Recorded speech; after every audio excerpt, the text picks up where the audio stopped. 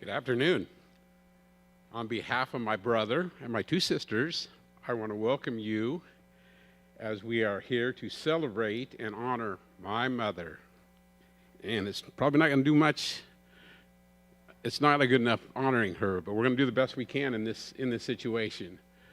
I'd also like to, at this time, give a thank you to the care people at Evelyn's care facility. They took care of her for the last 4 years. They did a great job and treated her like it was her own mother. So I want to thank you for coming, and at this time I would like to say a prayer. Dear God, thank you for my mother, and thank you for her life. Thank you that at an early age she made a commitment to follow you, and she didn't waver from that. And I would ask that you would be with each of us as we reflect on that and kind of just decide if that's where we want to go and if we should follow her example. And I would ask that you would be with each person that is here, those who have something to say, just bless them and give them the courage to speak. And thank you again for my mother's life. Amen.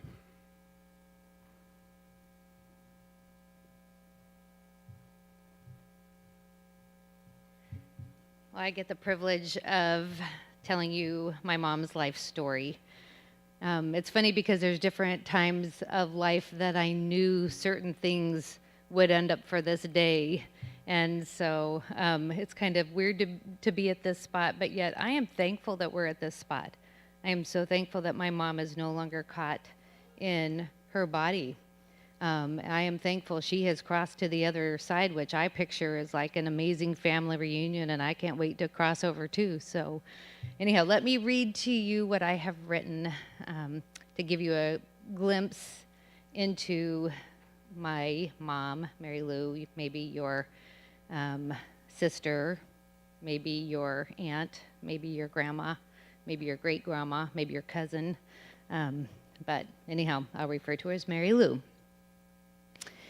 Our mom, Marylou, was born in Okoton, South Dakota on July 3rd, 1935.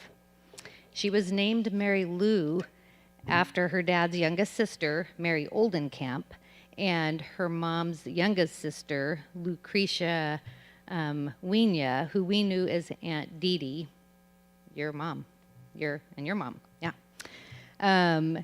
She had the Dutch round face, which you'll see it in the pictures of her as a child, blonde hair, and beautiful blue eyes. And interestingly, I found in a box of things an envelope in the process of pulling things together, and I pull it out, and what I found was a clump of hair from my mom at 3 years old. So I saw it. It was really blonde. When she was a child, she was described as being a quiet, contented dreamer. When she was born, she was the fourth child born in 5 years, and her parents went on to have 3 more children after her. Because she was born just 13 months after her sister Berdina, she was held a lot by her dad, Herman, so that her mom Jenny could still hold the older baby, Berdina. And because of that, my mom said that she felt very close to her dad and not as close to her mom. And it was fun. She told me when her mom was elderly and she and her sisters alternated taking turns on the weekends, they took turns caring for her mom. She said it was at that time that she actually bonded with her mom, was in her old age. So when Marylou was just 4.5 months old, her family made a big move to Oregon because of the depression, drought, dust storms, and grasshopper plagues. There were no crops, and farmers in South Dakota left their farms.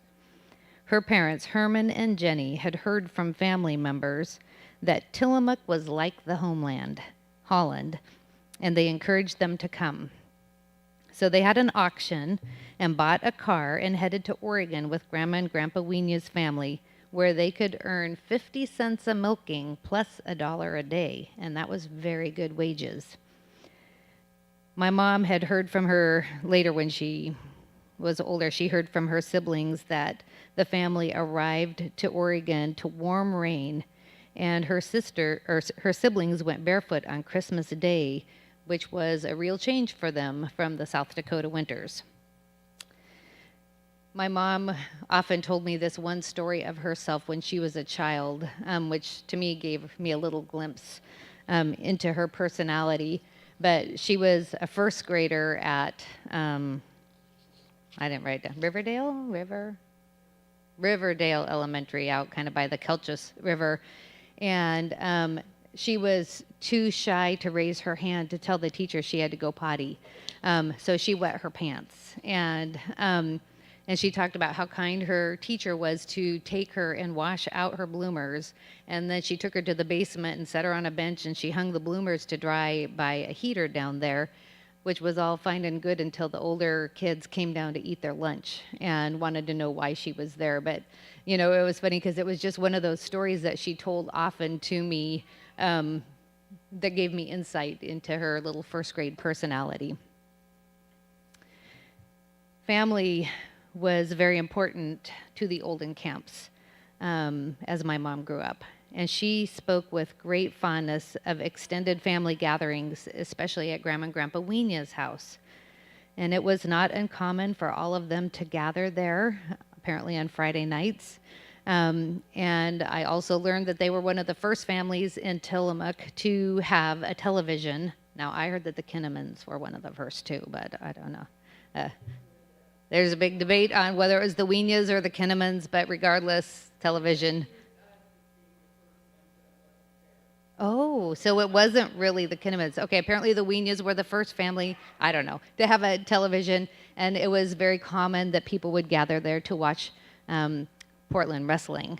It was a favorite thing. So the huge extended family got together for Thanksgiving and Christmas and a summer picnic whenever they could.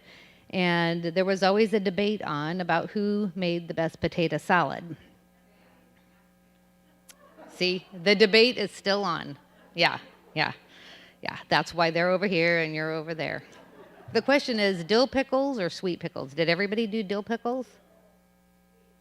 I'm going to have to go with the dills. Anyhow, but there was an abundance of love. We come from a family that has a rich heritage of love. And one treasure that I have is this quilt right here. It has my parents' wedding anniversary, and then it says Hubert and Marylou. And my great-grandmother Wiena made that for all of her granddaughters for when they got married. And what is so neat to me about this quilt is that I remember it being on my parents' bed when I was a child. And I remember waking up in the middle of the night, it felt like often, and I would go get in bed between my mom and dad, and I would lay underneath the weight of this quilt with them. So this has very fond memories to me. And I remember just pondering all those stitches in there and realizing my great-grandmother, who died a month before I was born, she sewed each of those. So anyhow, I love that she saw fit to have that treasure for her granddaughters. Well, during high school, my dad began courting my mom. And my mom graduated from Tillamook High School in 1953. She was the class salutatorian. I actually found her card that shows that she was a member of the National Honor Society. I could see programs from plays that she was in. I saw something that she was in student government. She played volleyball. She taught piano to many.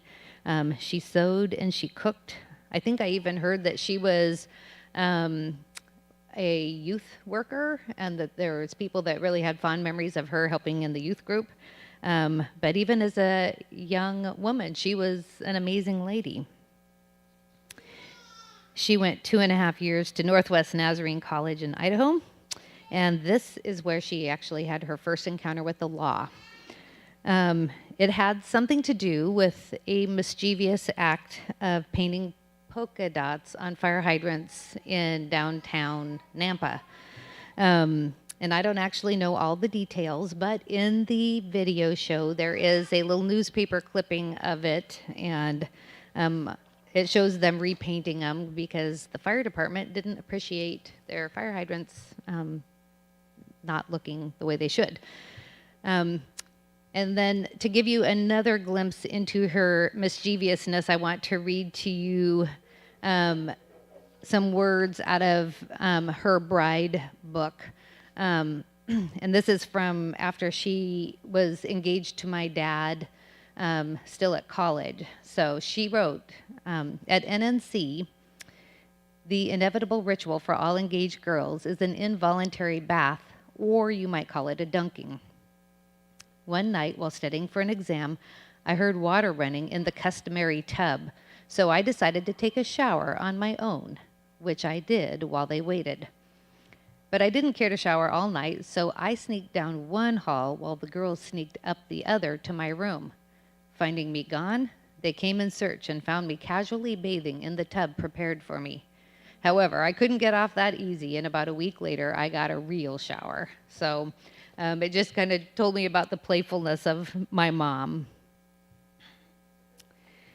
Well, my mom stopped short of a degree in home economics. She had been wooed by Hubert Kinnaman, whom she apparently dated for 4 years. I didn't really realize that. And they were planning to get married in July. And she believed that it would not be good for her to have a degree if her husband didn't. And so she moved home at Christmas time of her junior year.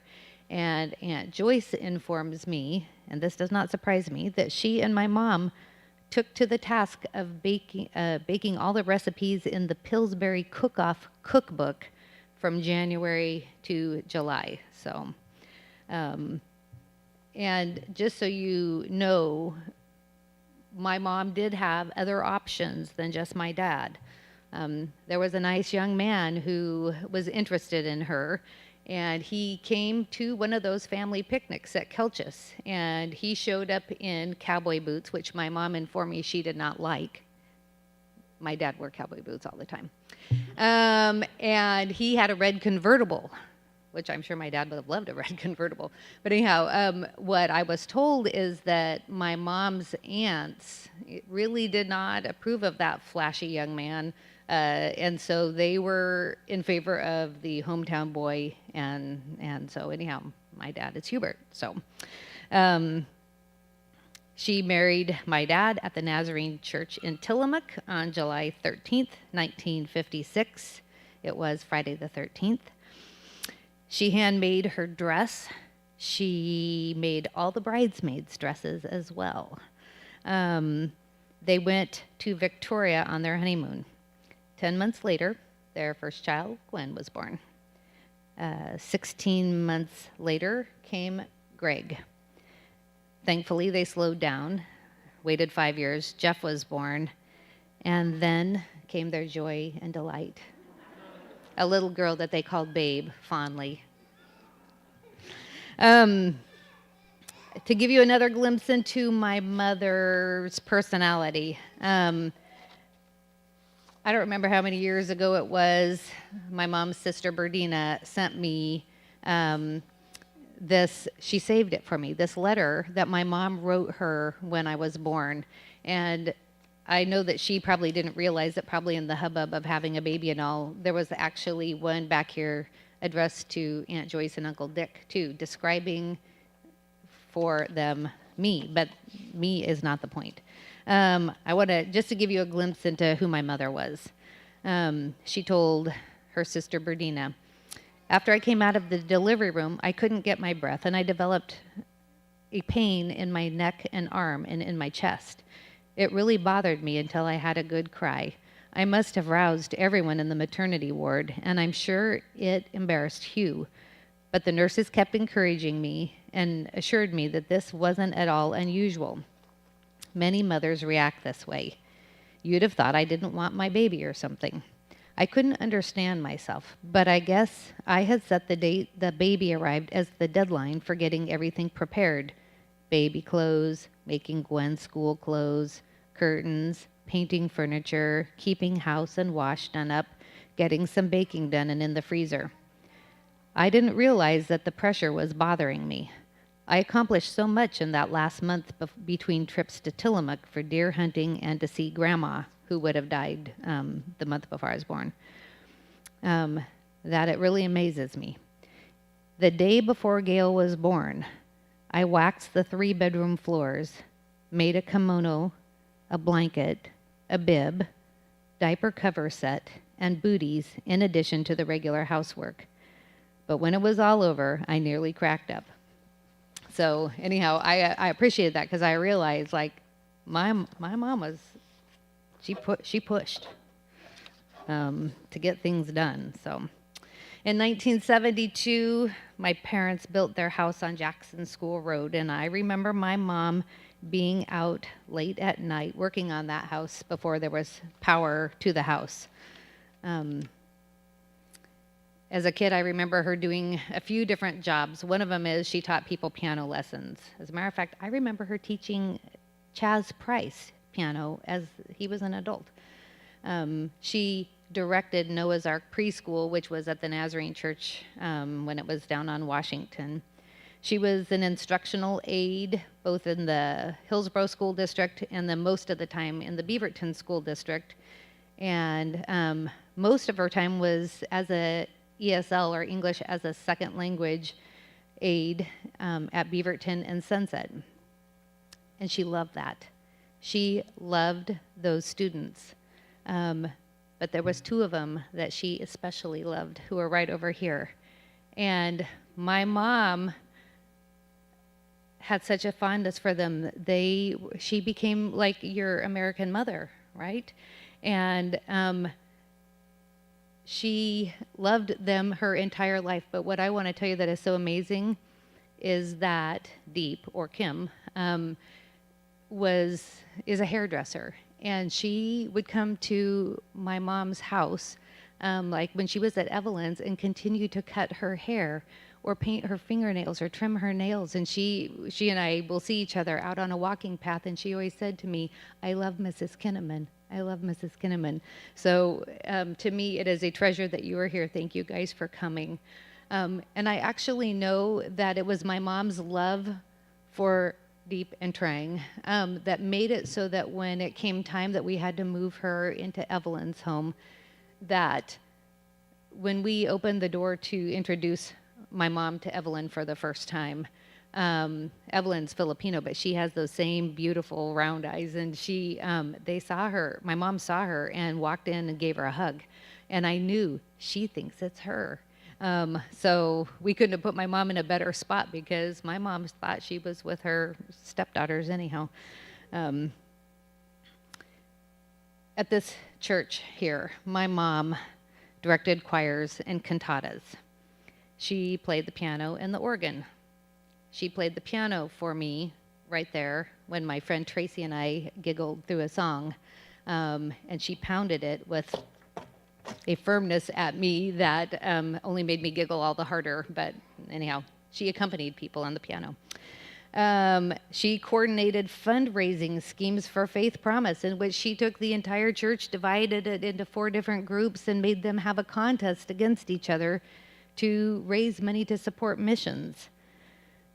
She and the pastor at the time, Ernie McNutt, had this wild-haired idea, kind of a stupid idea, to put a bunch of sets out in the parking lot and to run a thing that they would call Journey Through Christmas. It was ridiculously complex. It would take a ton of people to pull it off, and it was brilliant. People in the community still remember it. It pulled in people to participate that would have never been drawn into the church. And I don't even know how her brain could dream up such schemes, but it did. She loves ceramics, so she painted this, hand-painted this nativity set. And of course, that wasn't good enough. Then she decided to write a church play for Christmas. And she wrote Greg, which I don't even know how she talked Greg into doing this, but she wrote Greg in as the main character telling his son Peter, who was this little squirt, the story, the Christmas story. And they sat down here and Pete moved the figures. But of course, the live people came out.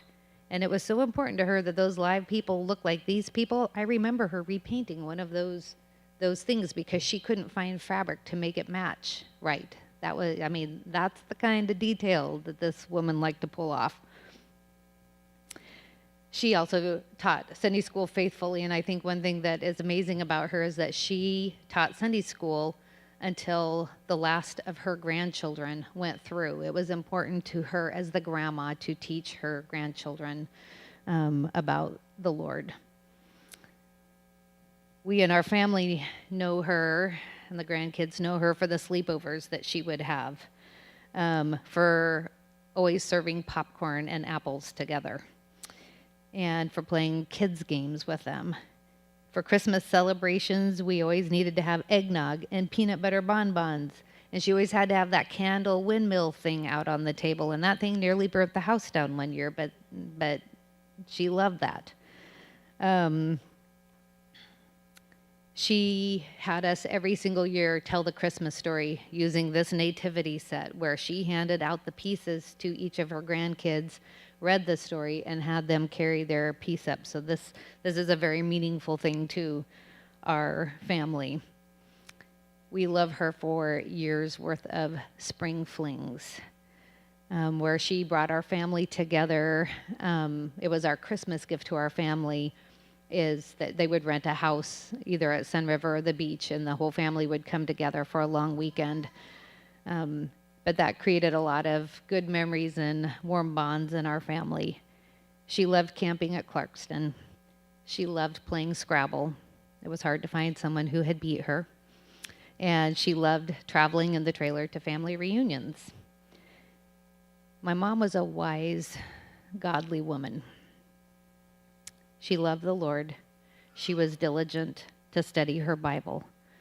And as long as her mind was working, I recall her studying and reading her Bible. I'd go over there and see her doing it. You'll see pictures of it. She often has her Bible in front of her. My mom wasn't about telling you what you should do. She just did it. And she lived it. Growing up, I remember waking up in the morning and finding her on her knees by the couch or at the kitchen table reading her Bible. And she told me later in life that when she couldn't sleep at night, she would just pray through the list of her grandkids until she fell asleep. So I'm assuming probably the younger grandkids did not get as much prayer coverage, but it happens. I remember her visiting the elderly in nursing homes, and she baked people meals when they were sick or hungry, and she was so hospitable. And one thing that she was always known for is a big New Year's Day party that she hosted at her house where she would serve this 12-foot sub, 6-foot sub sandwich. I don't know. But I also love that my mom wasn't perfect. It taught me that as a mom that I didn't need to be perfect. And she wanted to be perfect, though. She often told me this. She felt that God played a mean trick on her, giving her the desire for perfection with the inability to achieve it. Every summer, speaking of her perfection, she set a goal to make it around her huge yard and get her landscaping cleaned up. And she did that to herself. She made that big landscaping thing. She planted all sorts of tidbits from all over, but she would hire her grandsons to move the rocks. If any of you guys who move the rocks, anybody hired to move rocks? Yeah. And they would be like, they couldn't believe it because she just wanted to pick it up and move it to a slightly different location, but it was important to her.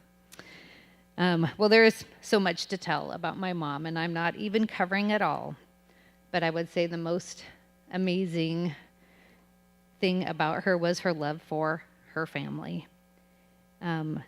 She loved Hubert, even when he was not the most lovable individual. And she loved her brothers and her sisters and her in-laws and all of them loved her back.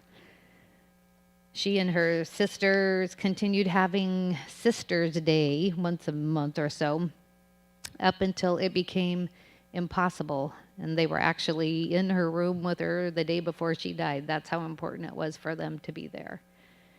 She loved people. She forgave the people who did her wrong. She loved her children. She loved her grandchildren. She even loved her great-grandchildren, or if she would have understood enough, she would have. So what I want to do next is just to show you the little video that we put together, just to kind of get your thinking and your memories going. And then we're going to just open the floor. Gwen's going to start us, and I would just love you to share memories to honor my mom. I will tell you that as this video plays, the song that it ends with is Sandy Patty's We Shall Behold Him. And when I was in high school, my mom got that album. It must have been when it came out, kind of early 80s. And my mom loved that song. She stopped, wouldn't move. She loved it. And I always said to her, I'll play that at your funeral, Mom. I'll play it at your funeral. So here we go. We'll play it.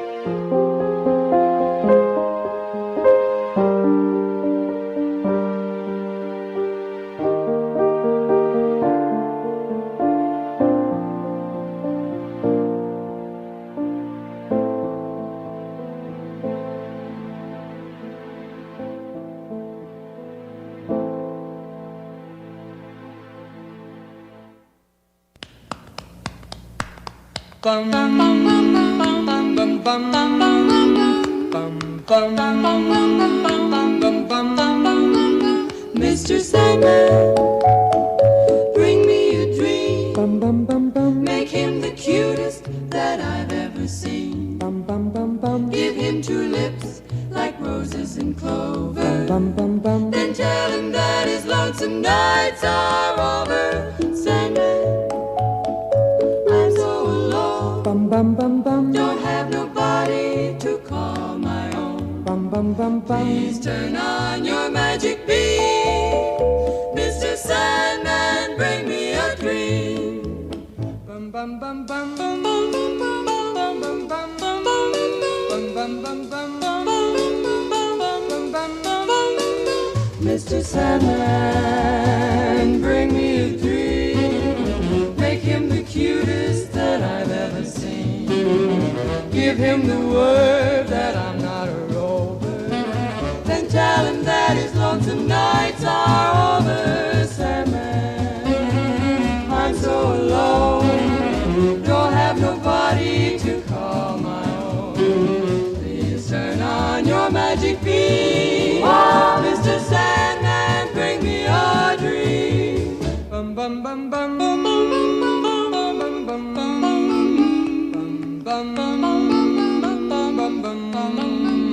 Mr. Sandman, Yes? bring us a dream. Give him a pair of eyes with a come hither gleam. Give him a lonely heart like Pagliacci, and lots of wavy hair like Liberace. Mr. Sandman, someone to hold would be so peachy before we're too old. So please turn on your magic beam, Mr. Sandman, bring us, please, please, please, Mr. Sandman, bring us a dream.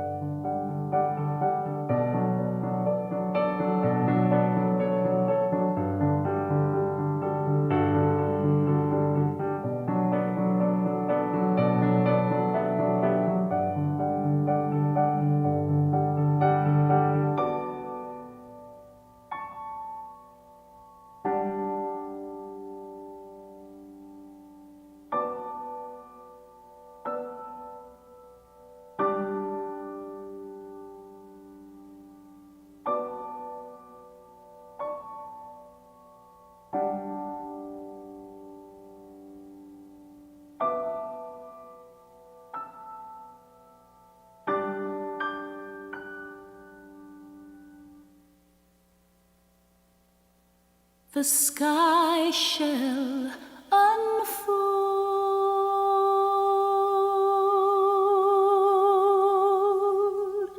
preparing his entrance. The stars shall applaud him with thunders of praise.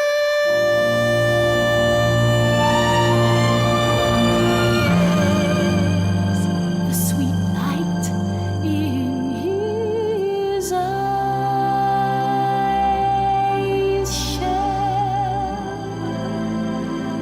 shall enhance the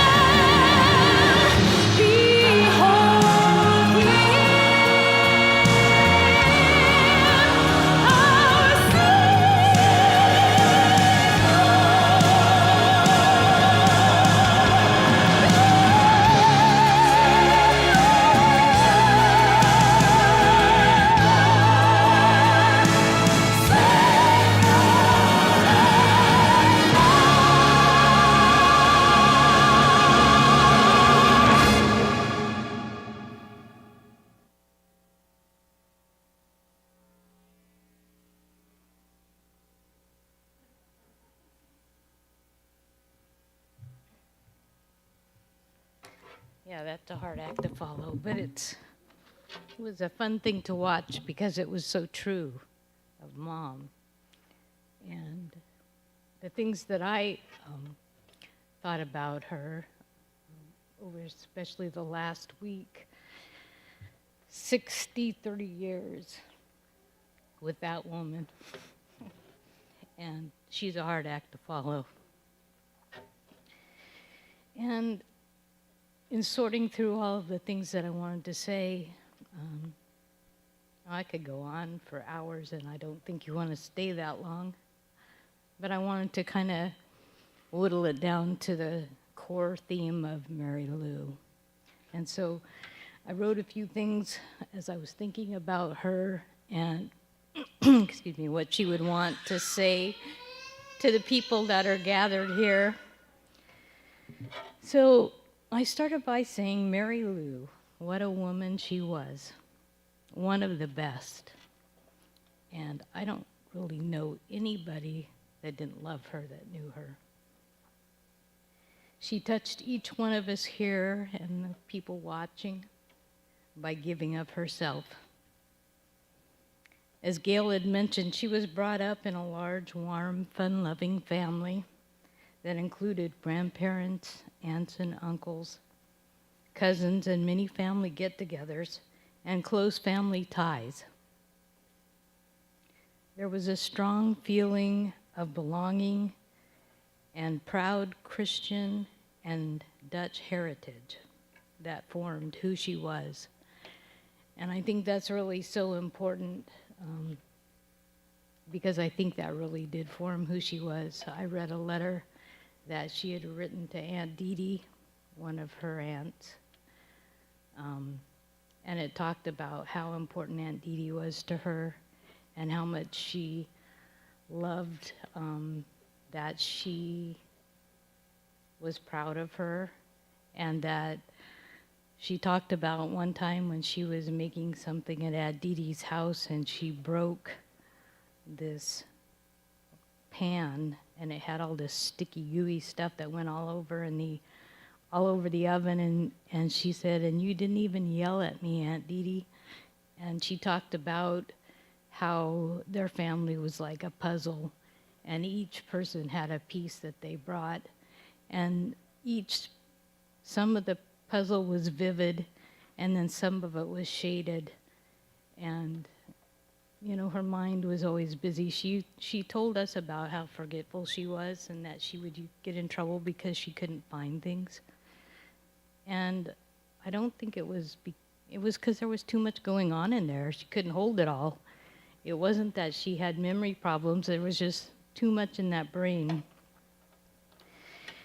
When we were going through things after Dad passed away, we had tons of Mom's things that she wrote journals and she wrote Bible study notes and all kinds of things. But we found a letter that Mom had wrote to her grandma, and it was around 1964 when her grandpa had died, and she would have been about 29.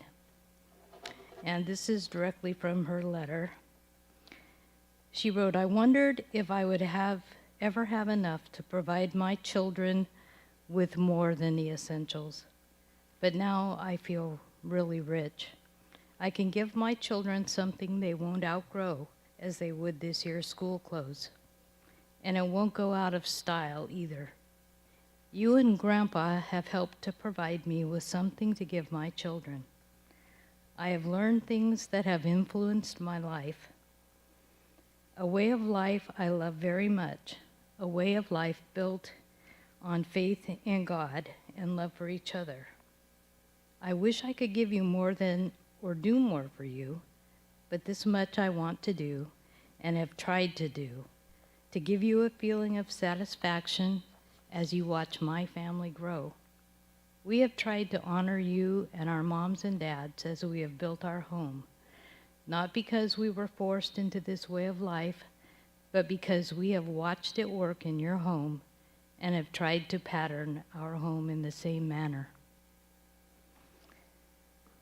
The Bible shares a time when God's chosen people, the Israelites, saw his mighty power in helping them secure the promised land. And Joshua says in Joshua 24:14 and 15, "Now fear the Lord and serve him with all faithfulness. Throw away the gods your forefathers worshipped beyond the river and in Egypt, and serve the Lord. But if serving the Lord seems undesirable to you, then choose for yourselves this day whom you will serve. But as for me and my household, we will serve the Lord." Our mom chose to serve the Lord and to serve him in all faithfulness. And it was her desire to instill this in her household. As I've reflected on her life, I see that she was not detoured from the pathway she had chosen. I thought about how she must have felt when the dreams of a young newlywed quickly became the reality of a marriage. That was probably the biggest challenge to her faith. You guys know my dad, and you can agree, no more said. But she was committed to serving the Lord in all faithfulness and providing a loving home for us. For those of you who knew and loved her, we saw the outpouring of her faith through serving and sharing her talents and giving up her time and wisdom. Most, except for a few close friends or her sisters, saw the struggles behind the scenes of her life. As I've read through some of the journals, I've seen her written prayers as she walked through these challenges, and have seen that she always went to God first with all of these and sought wisdom, peace, a change of heart, forgiveness, and the ability to forgive, a loving heart, healing, and provision, and mostly for the salvation of her children, grandchildren, and great-grandchildren. We, her family, have been handed a legacy of faith that comes from many generations of faithful followers of Christ. We know it does not prevent pain and heartache, but provides a peace, a heart that is pure, and joy when things are not as they should be, because we have faith that our lives are in a loving Father's hands. Our mom, grandma, great-grandma would want you to know that, and to reflect on how she faithfully tried to show you the pathway that is the right way to go, when there are so many other paths that are enticing, but do not lead to peace, hope, and love. And to finish up, there are verses in Proverbs 31 that describe our mom so much that I just have to read some of them. Verse 8 says, "Speak up for those who cannot speak for themselves, for the rights of all who are destitute." And we watched our mom model this. We watched our mom as she saw people who were not probably the ones that most people would seek out for friendship or to help, but she was the one that saw them. She was the one who recognized the need for help and would reach out a hand to help them. Verse 9 says, "Speak up and judge fairly. Defend the rights of the poor and needy."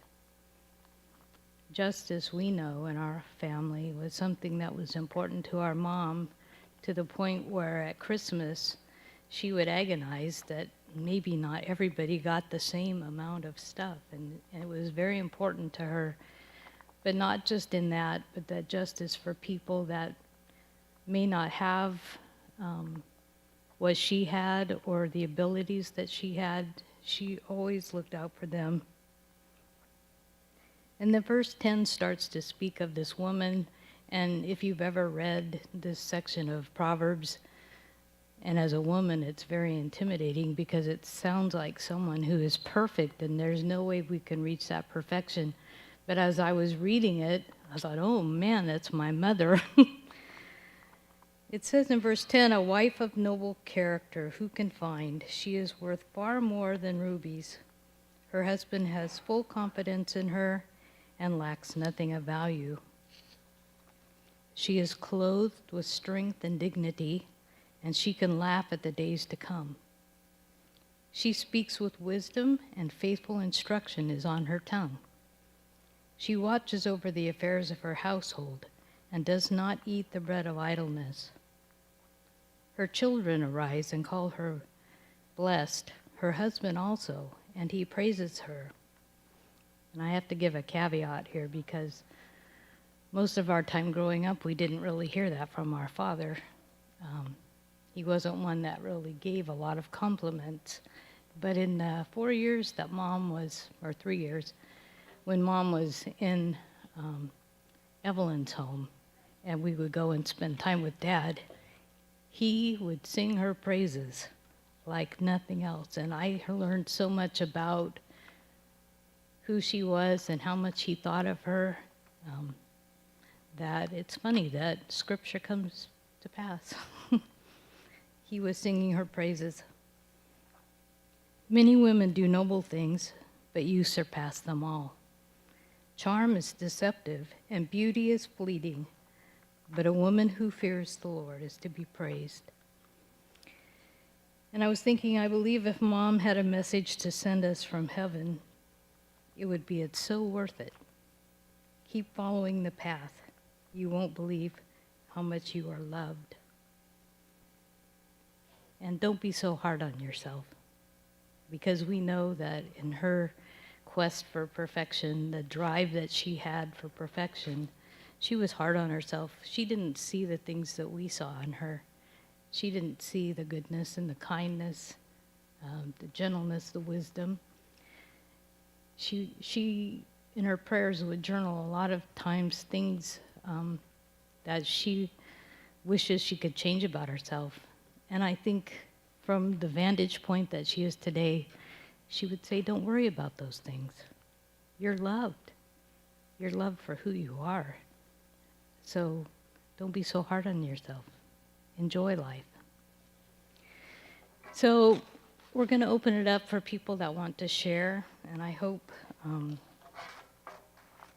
it'll do us all good to hear some of the fond memories that we have. The people here are a family, and some of you have known her longer than we have. And I just want the pictures and everything gave such a flavor of who Mom was, but if you want to share, that would be wonderful.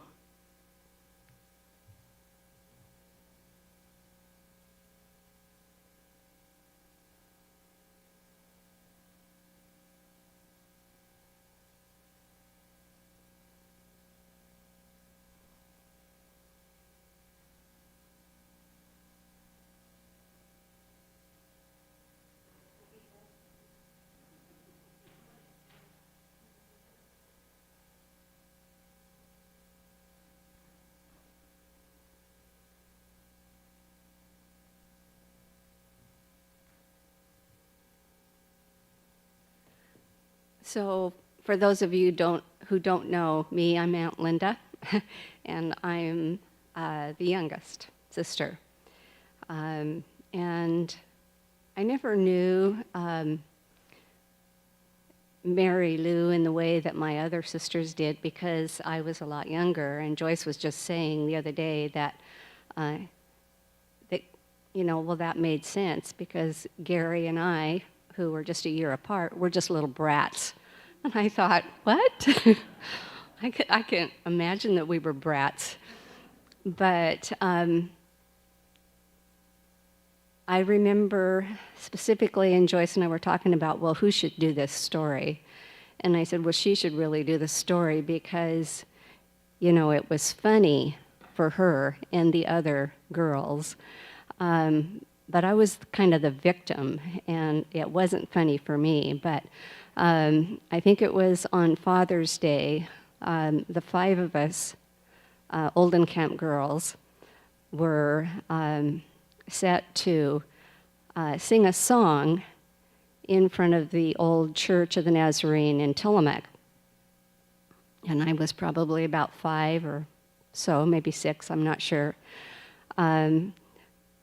But it was a really big deal because, it was kind of like, well, my Uncle Ralph from California was there visiting, and so he was with my dad, so it was a really big deal. And my dad was, going to be so proud of his daughters singing on Father's Day. So we were all singing this song, and I remember Sunday school was going on, and I had to be there and out of my Sunday school class, and so we were all 5 of us singing, and it's like, I'm probably like way down here trying to sing, and of all my sisters, I can't sing at all. They can all harmonize, but I've never been able to harmonize. So anyway, I guess it was Marylou and Bernie that looked down at me, and just for some reason, they thought this was really funny. And I mean, they just cracked up laughing at me. And I don't think it was so much that I couldn't sing, but because I was way down there just trying to sing my heart out. And so finally, then I think Joyce and Marylou got the fever too, and they all started laughing. And we couldn't finish the song because they were all, just dying, laughing. So, yeah, right. She should have. So anyway, we just had to sit down, and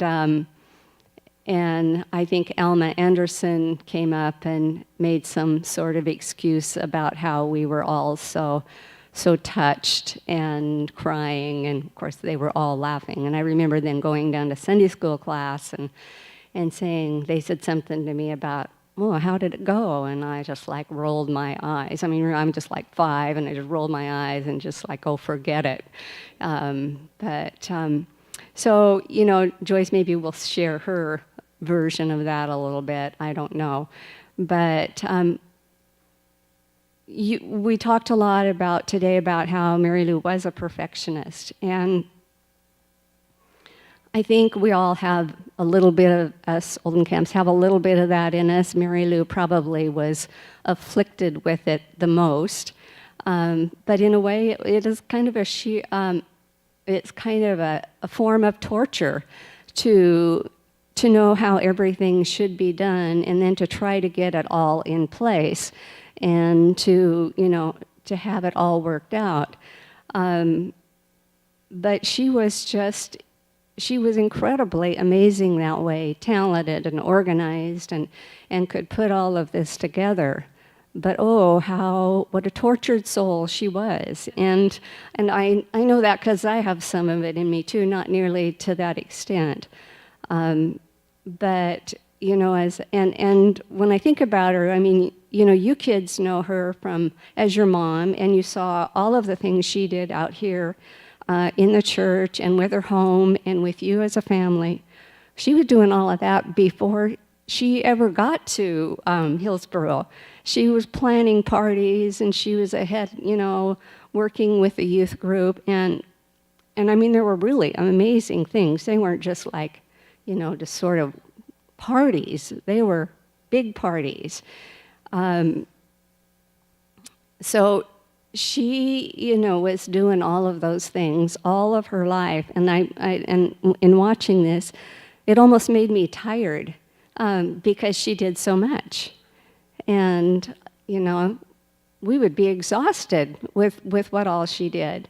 And of course, she didn't think, that she did it all that well, but truly she did.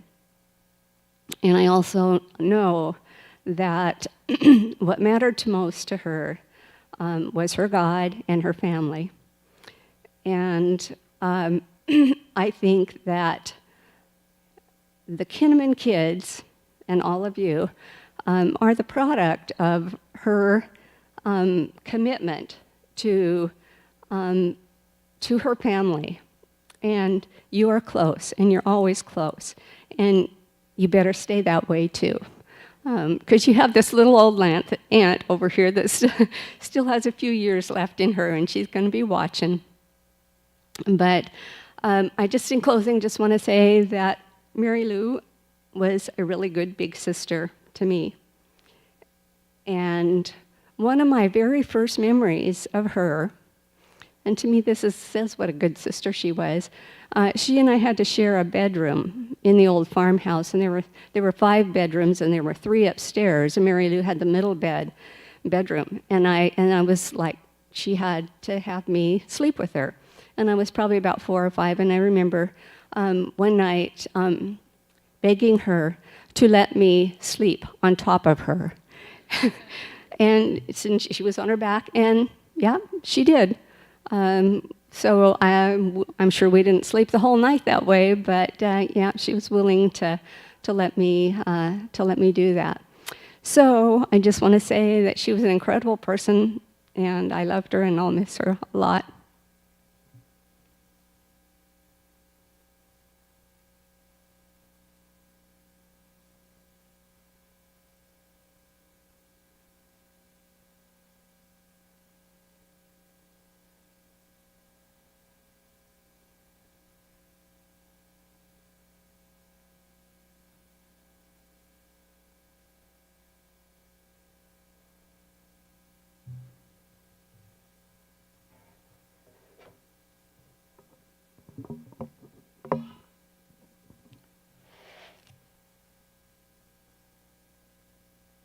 My last words to Gail just before the service started was, I can't do this. I'm just feeling too emotional.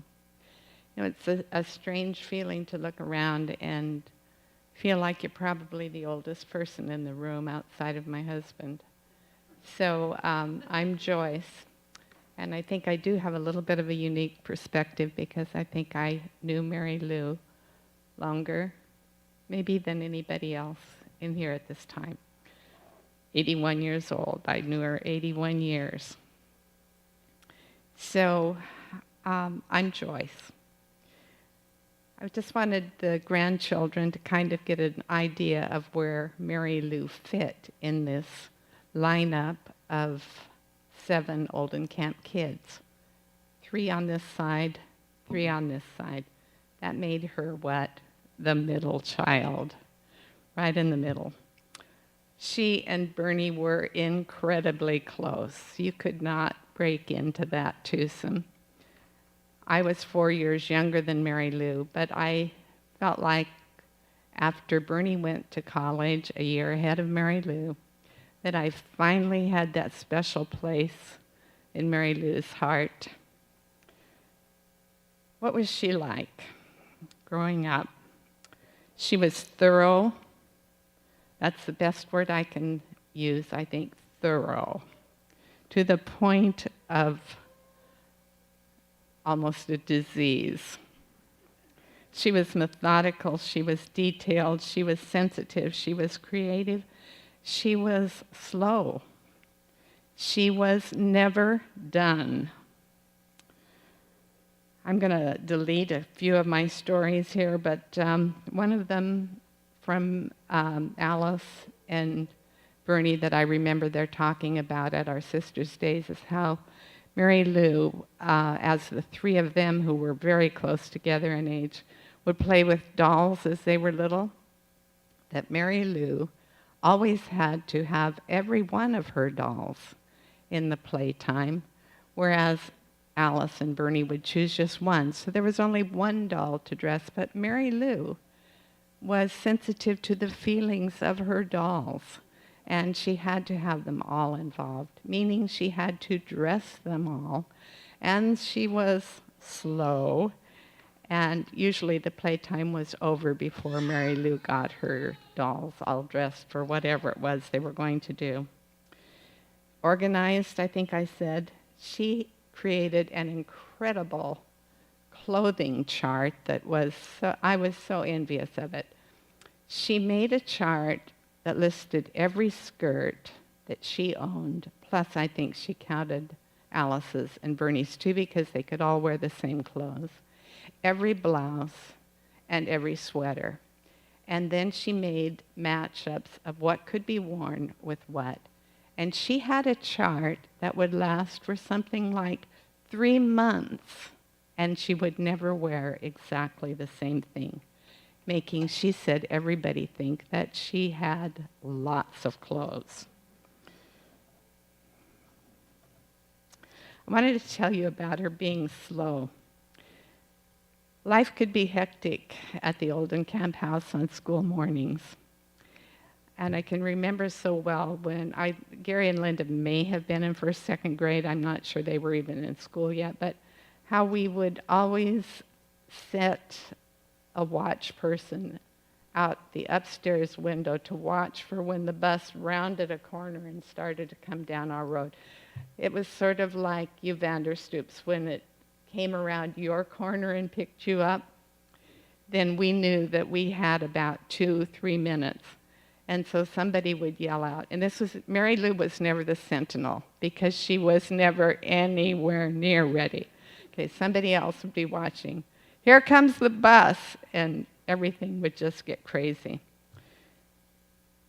So one of our older cousins was the bus driver at that time, Ken Winnie, and he got really tired of our little gimmick of maybe I would come out first, and Marylou would tell me, walk slow. See, she's counting on getting ready while we pace ourselves slowly, one at a time, out to the school bus. And by the time I think 4 of us got there, Marylou was usually ready. Well, Ken Winnie decided he would cure us of that. So one day, instead of stopping at our place on the road, he pulled in the driveway. This is the big school bus. We were the last stop on the route. So there's 50 kids in there. He pulled in the driveway, and our house was usually chaos. And he pulled right up at the kitchen window, big window, and there's all the cereal boxes, and horror of horrors, what embarrassed us the most was the big jug of milk at the table. That was the last time that Marylou was ever late for the school bus. So there's so many things to be said about her, and a lot of them have been said. You're lucky for that, because I can cross some of these things out. But I asked myself, what were some of the things that Marylou excelled at or made her stand out in the family? The first one I put down was music. Obviously, she was the most musical, the best musician of us all. She had the best voice. She sang in all kinds of musical groups. At church, she won, she and her trios and quartets and sextets won at district competitions. At high school, she was in a sextet. At NNC, she traveled with the Christian Workers Band. She excelled at piano playing and teaching. Anybody in this room ever have piano lessons from Marylou besides me? I think Linda, the light's so bright I can't see, but she taught you, didn't she? Janice, Faye, okay, she was piano teacher. I think probably her 3 most challenging piano students, for those of you who knew them, were the Smells and Bob boys. So she was very good at piano playing. As you heard, she was a pianist here. Scholarship. Now, where did she rank in the family in scholarship? Well, I'm going to declare it a tie between Bernie and Marylou, because they were both, as Gail said, salutatorians of their high school class. Bernie was salutatorian of her college class. And when Marylou dropped out to come home to get ready to marry Hubert, she ranked 2nd in her class. I want to tell you that as the younger sister coming up after them at Tillamook High School, it was a tough act to follow. It had been 4 to 5 years, but still the teachers had not forgotten them and proceeded to tell me often. I can remember I was in a club, of all things, called Music Listening Club, and I was acting up, and Miss Chapman came and actually took me by the shoulders. Janice, you remember Miss Chapman. She took me by the shoulders and shook me up, and she said, "Your sisters would never have acted like this." So for scholarship, it's a tie with Bernie. Who was the best cook? Well, that one is tough because Marylou came from a family of good cooks. And Gail has mentioned, or maybe it was Gwen, I don't know which one of you, that we cooked the Pillsbury Bake-Off recipes for 6 months, a new recipe every night. If you are measuring who's the best cook by who has the largest files of clipped unused recipes, that would be Marylou. If your measure is who is best at making something out of nothing, or who can take a mistake and make it into a Pillsbury Bake-Off quality recipe, then you're talking Marylou. She wins hands down. Who was the best wife? Now that's a hard one to get into, but I do want to tell you this. At one time, you didn't hear me listening, and I don't even remember who he was talking to, but he said, it might have been at one of the Oldenkamp reunions, he says, yeah, there were 5 Oldenkamp girls, and I got the best.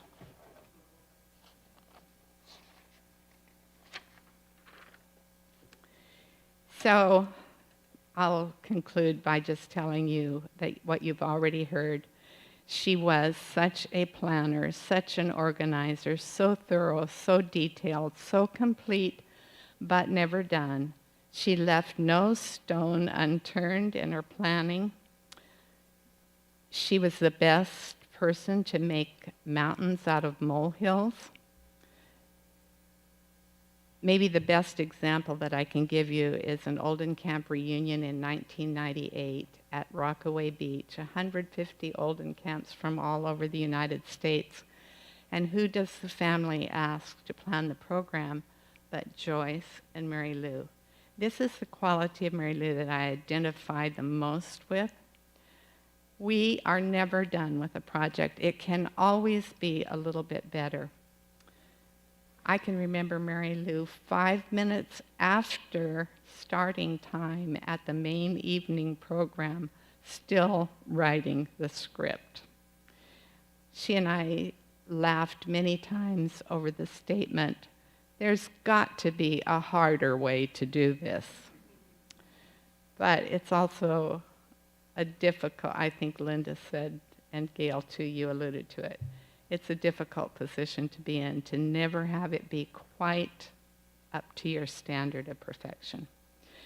I was going to say that Marylou holds the record of being the only Oldenkamp girl. I don't know about guys like Gary, but the Oldenkamp girl with the police record in Nampa, but you heard that story. So those are just some of the few treasures that I remember about my sister Marylou. Love her.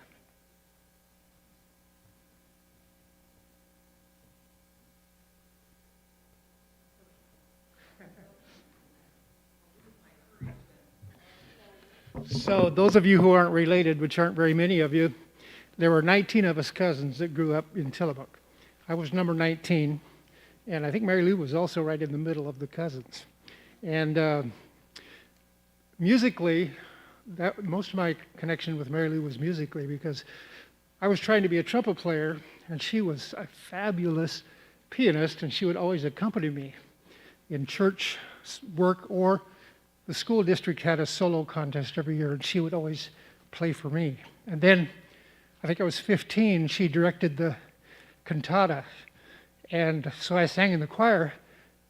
She asked me to do a solo. I'd never done one in my life, and I did it. I swore I would never do another solo. Scared me to death.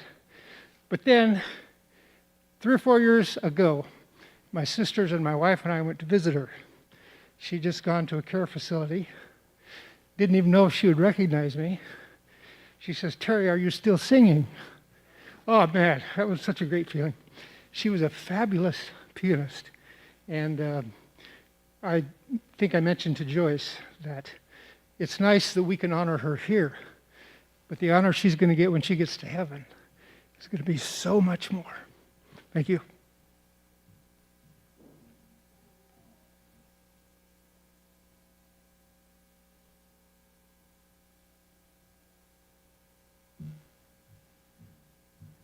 The recipes is kind of what piqued my interest, because you'd call Marylou for a recipe and she'd say, "Okay, but you'll have to talk to me for a while because I'm going to have to look for it." Because she did have these huge amounts of files of recipes, but they were always good. And the other thing is, after they got married, I think that I was going into the 6th grade the year they got married. And my interest had always been in babies, still is, but, and then 10 months later, Gwen came along, my first niece, and then Greg came along, and every now and then, by the time I was in 7th grade, actually 6th grade, 7th grade, Marylou would say, "Can you run over here and take care of these kids for a minute?" And that was great. But I always wanted to change their clothes. And as soon as she walked out the door, I looked through their clothes to see what I wanted to put on them, which drove her nuts because they didn't have a washer and dryer. That's probably not the only thing that drove her nuts.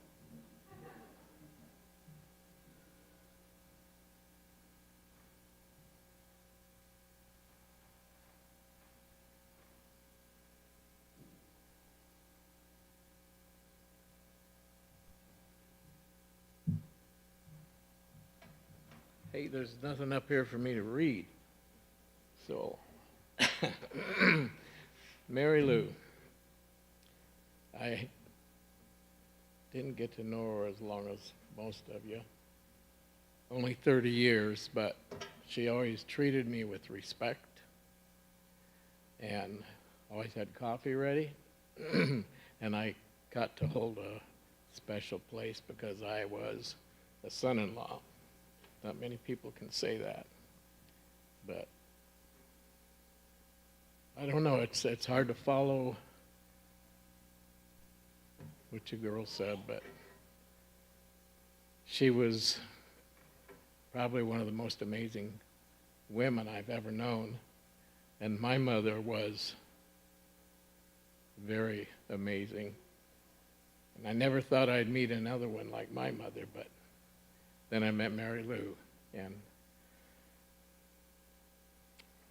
well, I know everybody has good memories, and it's kind of I was thinking on the way over here, whenever there's a memorial, people sit and think of what's something really good I can say about it. I don't want to say the bad things, but didn't have to worry about that because there's not one thing bad I could say about her, except for maybe I didn't know her long enough. That. Anyway, that's how special she was to me, and I know that someday I'll get to sing with her again. And also, she gave me one piano lesson. And then she gave a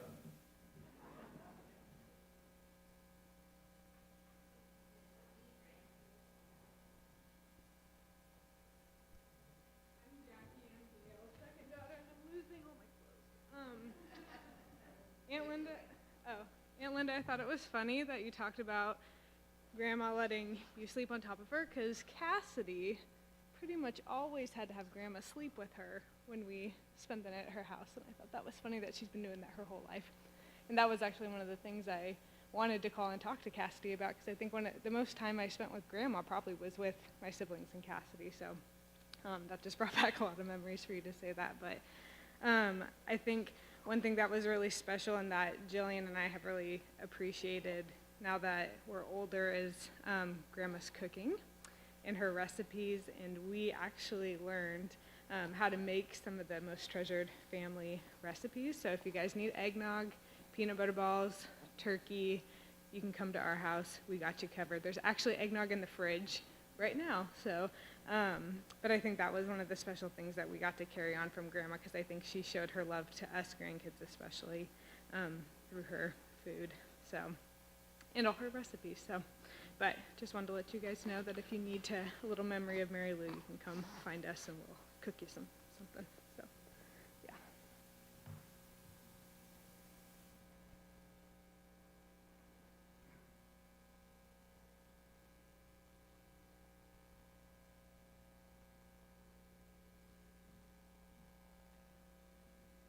I'll give this a shot. You guys have heard a lot about Marylou and how musical she was, and man, she was talented, but that's not always hereditary. My dad's Greg, and he could play the radio, but he was not allowed to play the drums because you can't play the drums in church. and this is where we went to church, and I play the drums. And right there is a drum set.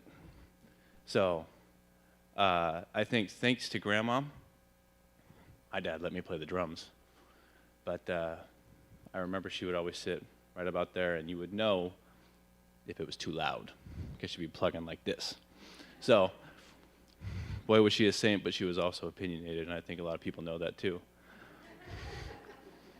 But what an amazing woman. And I hope they're playing drums right now in heaven with her. So.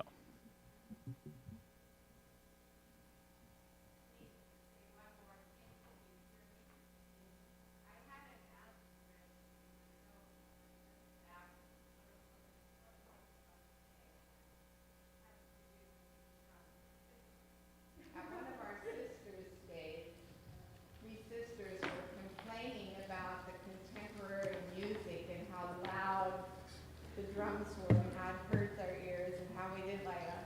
Meredith sat very quietly. And finally she looked at us and she said, "You know, girls, you will be surprised how much better it sounds when they are your grandson."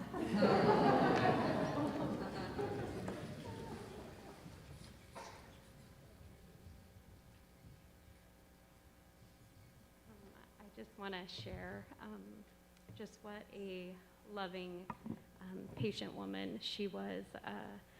I feel really privileged. We spent almost every holiday with her. She was just so close. I remember you could call her up and she would always come to any program that you had going on. She was always willing to watch us. I can remember showing up at her house and she would be baking something and she'd get a little chair for you, have you sit right next to her. And I actually inherited, I went through their house and found one of her cookbooks, and it's been fun for me. I don't remember this cookbook, but I will go through it sometimes and I'll find all these notes next to the side that she has made about things that were good, things that were not good. She was definitely just an amazing cook. And I think some things that I have inherited from her are I always leave my coffee in the microwave. I will heat it up again and again. And I remember going to Grandma's house and trying to heat things up in the microwave, and you would always find a cup of coffee in there. I remember her overdeveloped sense of justice. Everybody got 5 peanut butter balls. Don't you dare try and get another one. And they kept it in this little glass container. And it was a skill among the grandkids if you could lift it just right so it didn't make any noise. And I remember if you asked Grandpa, he'd give you 6. So the key was you always went to Grandpa because he would give you one more. And I just remember camping with her a lot. That was something that was really special. And playing Scrabble, I think I developed just a love for that game. And I will never forget when the computer kind of came out and you could play Scrabble on the computer and you could look up a way to find, like put your letters in, it would tell you what the best word was. And I remember that just blowing her mind, and it was almost a curse because once she knew that there was a better word out there, she would sit there with the dictionary and we tried to institute like a 5-minute rule or something, but that perfection was just so strong in her. And those are just, some things that I remember about her, and her love for her grandbabies and her great-grandchildren. Just even when her memory was gone and she would meet my babies, she would always just have this pure look of joy and love. And I picture her up there just surrounded by all her babies.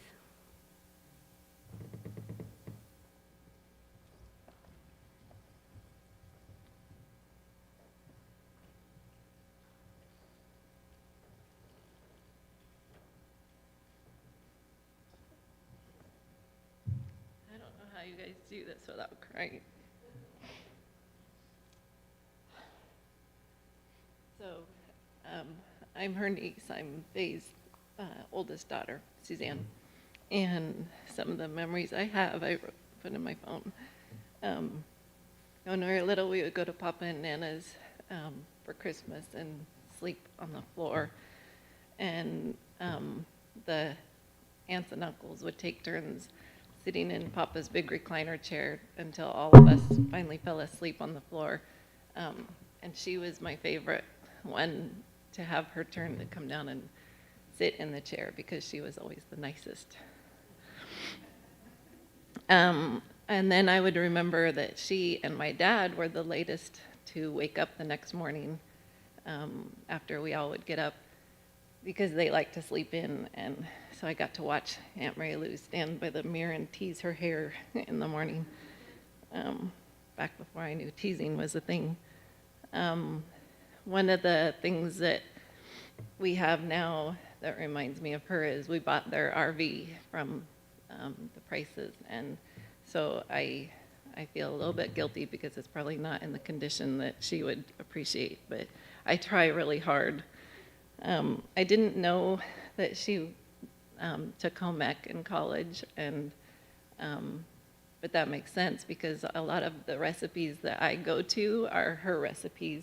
And I made her almond triangle bars that she used to make, and I have some that I brought with me today, so if you guys want some of those, you can.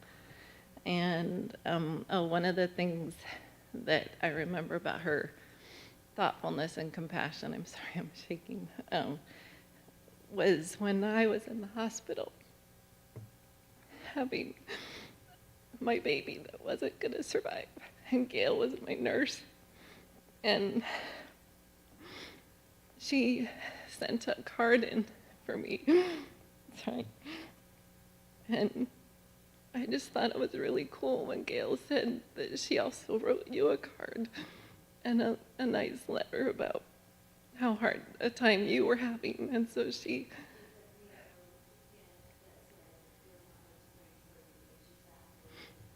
did, yeah.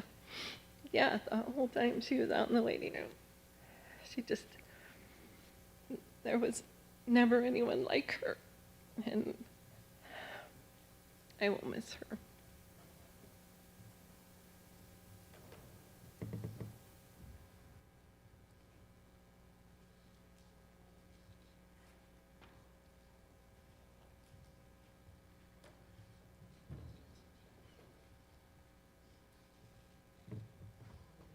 I'm Pete. I'm the oldest grandchild, and since you cried, I get a cry after you.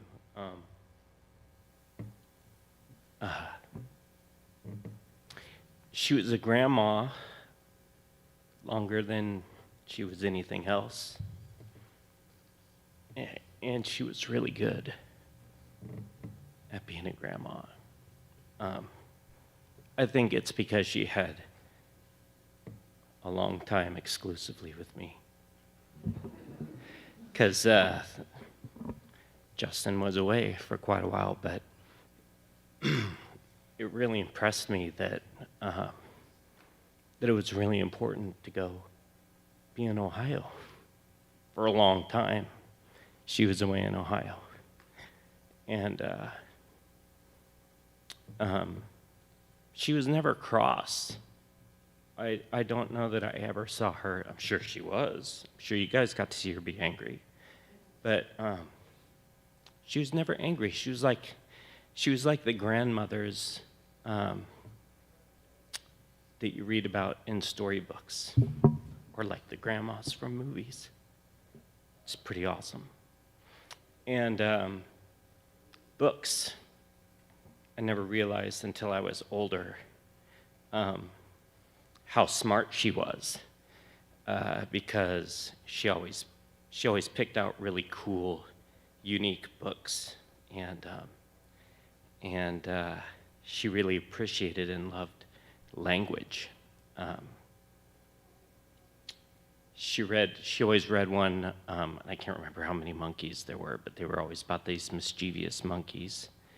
And then she got me one titled Professor Warmbog in Search of the Zipper-Up-Mazoo. She read me Charlie and the Chocolate Factory when we were camping. And I remember when we were camping, she and I had found a frog, and she and Aunt Alice labored over what we should name the frog, and had this long, sophisticated, wordy name. They named it Frederico Ferdinand Fregoris, And I don't know, we were at the little cultist lake. I was probably 8, 7. But I remember her language. But yeah, I think for all of us grandkids, we can appreciate, especially as we're getting older now. She always made time for us, and I think about how we are with our kids as adults, and sometimes it feels really hard to be patient with children and things, and I always felt like we were the most important thing, which is a great feeling. And it's tough to see her go, but now it's great to know that where she is, she's the most important thing.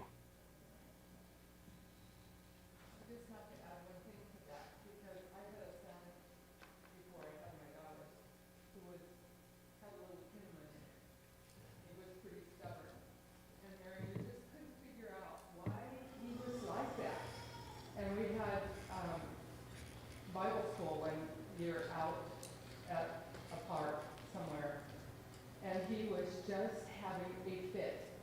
He was probably 2.5, maybe not quite. And she said, "Let me take care of it. I'll get this under control." And I gave him to her. And she walked away screaming, and she came back about 3 minutes later, and he was quiet. She said, "I threw water in his face. Here, you can take it."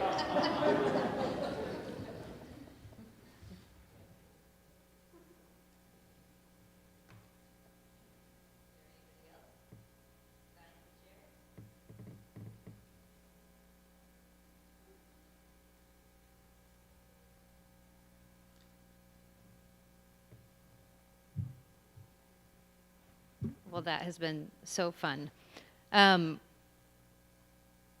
As just one final thing that I want to do to close out the night, in the process of trying to manage my mom and dad's affairs, we had quite the fiasco where we somehow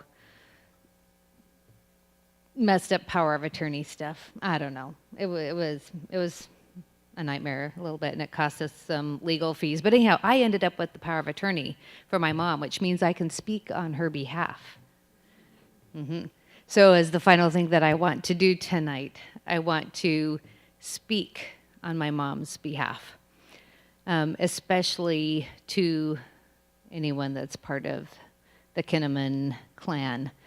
I know that nothing mattered more to my mom than to know that her offspring and her descendants would spend eternity in heaven with the Lord. Nothing mattered more. And so I just want to say on her behalf, that is what matters the most to her.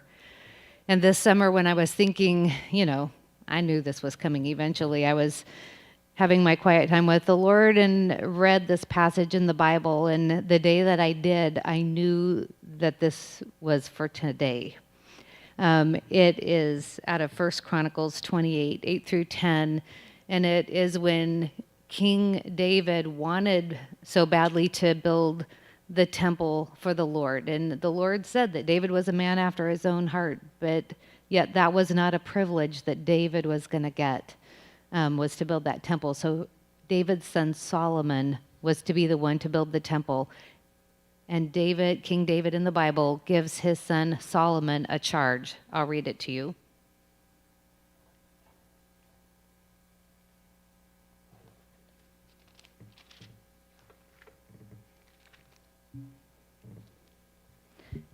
It's in 1 Chronicles chapter 28, starting with verse 8. And he said, "So now, with God as our witness, and in the sight of all of Israel, the Lord's assembly, I give you this charge.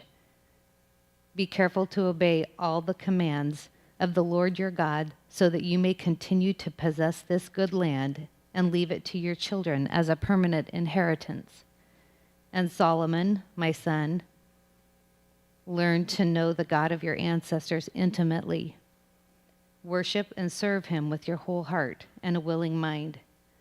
For the Lord sees every heart and knows every plan and thought. If you seek him, you will find him. But if you forsake him, he will reject you forever. So take this seriously. The Lord has chosen you to build a temple as his sanctuary. Be strong and do the work. But that was David to Solomon. So I rewrote it, if it was Marylou, to you. So I said, so now, in the spirit of a spring fling devotional, which we had those on our spring flings, and with God as our witness, and in the sight of Clan Kinnaman, to the offspring of Hubert and Marylou Kinnaman, I give you this charge. Be careful to obey all the commands of the Lord your God, so that you may continue to possess this good heritage and leave it to your children as a permanent saving inheritance. All of you, very beloved descendants, learn to know the God of your ancestors intimately. Worship and serve him with your whole heart and a willing mind. For the Lord sees every heart and knows every plan and thought. If you seek him, you will find him. On behalf of Marylou, I beg you, do not reject or forsake him. So take this seriously. The Lord knows you and created you for his good purpose. Be strong and do the work. My brother Jeff's going to close this in prayer.